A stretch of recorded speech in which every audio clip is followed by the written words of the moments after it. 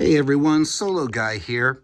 The point about this video, I want to give you some ideas that I found worked for me, helped me out in being able to go and play Battlegroup using your Flames of War stands.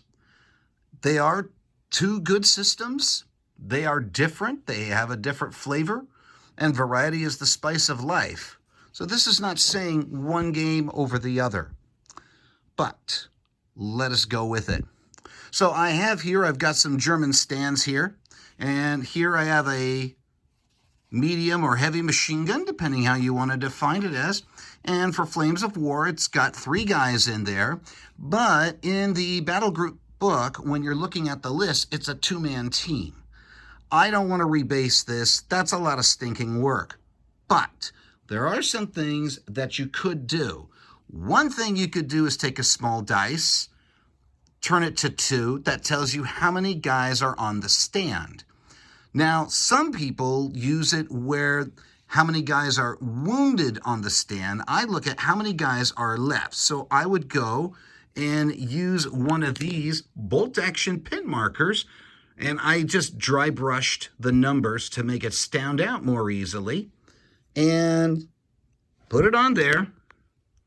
And voila, there I go. I know I've got 2 guys on the stand. Now, you don't have to put it on the stand. You can put it next to the stand if you want, okay? And that takes care of that. Boom, no problem. Now, what if you got a 5-man team? Okay, so I have a 5-man or a 7-man team. I do have a few single figures there. I could go bring in another stand here, knowing that it is a 5-man team, and there is a light machine gun here, so maybe I ought to think I could combine these 2 teams as one unit. I mean, I could do that, but I have a light machine gun here, so what can I do? Again, I can turn to these bolt action markers, turn it to, it's kind of hard to hold it with one hand. Yeah, so I've got it pointing to 3. And again, you can put it right next to the thing that tells you, okay, I've got 3 guys in here. And as you take casualties, you turn it where, okay, I took a casualty. I can now turn it to 2 and then 1. And then by that time, that takes care of it. So that is an approach that you guys can have to mark casualties, although it does help to have individually based figures. So what about another thing? I don't have the markers to tell me what's happening with my figures. I don't have any ambush markers. I don't have any pin markers. And while Battlegroup doesn't officially make hard, solid counters, they do include a sheet of them at the end of each book that they sell, and you can cut those up and you can use those, and you can use them for the battle rating markers and all that.